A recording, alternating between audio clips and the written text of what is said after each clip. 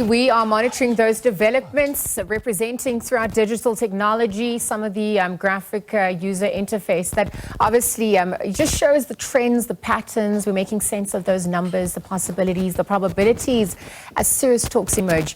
Honing into some of the more specifics now, I mean, in Gauteng, the province itself was one of the most contested provinces in this year's national and provincial elections. And currently the ANC has received more than 36%. The Democratic Alliance received over 26%. Economic Freedom Fighters, they received more than 12% of the votes. And so to tell us a little bit more, to update us on how the Gauteng province now stands, we're joined by senior reporter Hasina Gori.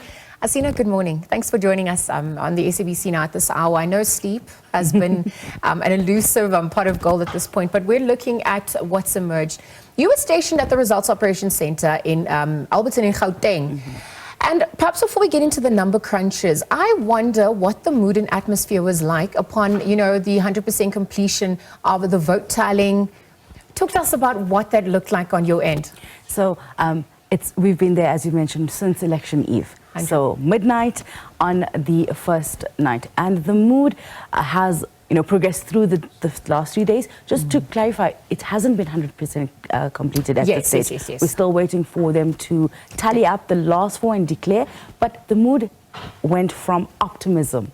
When I spoke with the ANC in Gauteng, the head of monitoring and legal, on Wednesday evening, midnight, he was confident they were going to get a 60% majority, or at least hold on to their 50% that they had in the last elections. Then as we progressed through it, we saw not just within the ANC, but also the DA being completely flabbergasted at their results as well. Disappointed to an extent, expecting it to be a lot higher than it was at this stage. The EFF was one party I just could not get hold of. They had one representative and nobody. They kept saying that they will have a media spokesperson to come in to engage the media, and I was unable to speak to them in the 3 days. Their third place was being really rattled by the newly formed MK party, the party that really brought upsets not just in Gauteng, but in KZN and other provinces similarly. So there were lots of wins from certain. On Thursday evening and Friday, a lot of tension. When I left in the afternoon, really tense at that moment, really anxious, because now you were seeing almost 90% of the votes being counted. And the ANC really seeing at that point that they were only at 33%. They've got to about 35, 36 right now, but not close to that 40 or even 50 that they were expecting. So really that was the mood. Lots of anxiety, but also some wins, certain parties like Rise Mzansi, new kid on the block, on the top 10 numbers. So they were really happy with their numbers. So a bit of both. It's been an interesting watch, as you mentioned, a highly contested province, but also an important one, because this is the province that investors look at. This is where big business resides. It's the biggest economy, most populous as well. So these all playing a part, lots at stake. No, absolutely. And we're still monitoring those developments because, as you mentioned, we need to finish up tallying, and then obviously the IC has to declare those results as well. And some of the other trends that we're looking at, because voter turnout has also been a point of contention, the lowest arguably in the history of our democratic dispensation. What was reflected in Gauteng province? Even if we look at the ballots, I mean, we had the 3-ballot system this time round. So you had national, provincial and regional. How did the vote splits occur? And you already spoke to the independent candidates also making some inroads this time round, many, looking at how they were going to manage to do that. So again, some wins, some misses for some of the parties and independent candidates. So like many of the other provinces, we've seen, as you mentioned, low voter turnout. Despite those long queues that we saw. This is the issue that many thought that there would be a higher voter turnout just by the long queues that we saw here in the province. I know my colleagues were out on the streets till at least 3 a.m. in some of those areas. There were really people out. I have seen some colleagues that I know also in the media space saying that they spent 6 hours waiting just to vote at the Wits University voting station. So these were some of the trends that then at that time, before it was analyzed, we expected a higher voter turnout. But it seems that on the IEC parts, there was some concerns, maybe the 3 ballots as well, adding on, but there was also the burden of technology not working in the favor in certain areas of the voters' roll, having to be scanned, digitally, also causing delays. So that was some of the trends we saw specifically around just the voter turnout.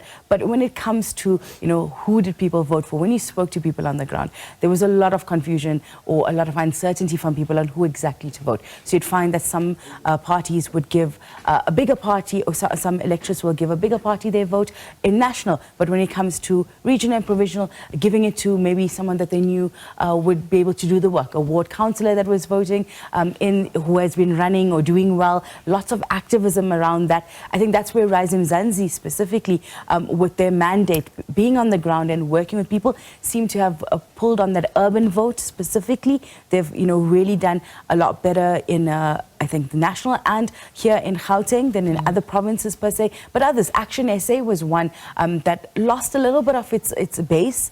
They didn't expect to lose that much. They were quite concerned and worried. The Patriotic Alliance also, they've been in governance since 2019 here in Gauteng. What they were winning on, or what they were celebrating, was the fact that they had a national footprint at this election. So we've seen a real shift from the old parties that have been here, so parties such as the UDM, the PAC, the IFP, who are traditionally up on the top 10, now moving here in Gauteng to some of the newer parties, Bosa as well, on that ballot, not doing as well as I think they expected, but doing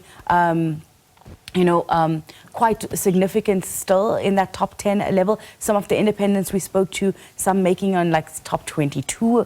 I think we also need to reflect that this is a democracy in action, and we've seen that happening in this election. It's been a test for democracy. We continue to test our democracy given the dynamics unfolding. I wonder if we could look at some of the disputes that have emerged within the province, and also if we're going to look at the possibilities and probabilities, the coalition talks that are in full swing. What info can you divulge at this point about that? When we spoke to the IEC yesterday around objections, they said that a host of them, there was quite a number, they'd been working on it quite a lot during the day. One of the disputes that when I spoke to an IEC official, they explained to us was how they were looking at objections. And one of them was a specific voting district had 1,300 people that were registered to vote in that voting station. Ballots of turnout was 700, right? So that's still a probable number, all sounds fine. But when it came to the 3 ballots, they found that at national and at provincial, only 256 ballots or results were captured. But at regional, there was 500. That becomes a red flag that then gets triggered.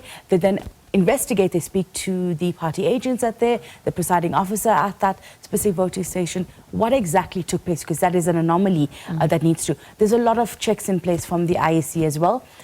So a lot of the objections, though, from the party saying that they respect the IEC, that they believe in it, specifically in Gauteng, that the issues that may arise, the concerns, aren't big enough to change the way. But coalitions, before we finish up, is quite an interesting one, and we're going to have to wait and see, because nobody's literally telling us yet who they're going to go into marriages with, but it's going to be an interesting one. Questions, Hasina. Thank you for joining us at this hour. Hasina Gori, SABC News, senior reporter on the latest election outcomes coming in from Gauteng province. We continue to monitor these developments as the day progresses.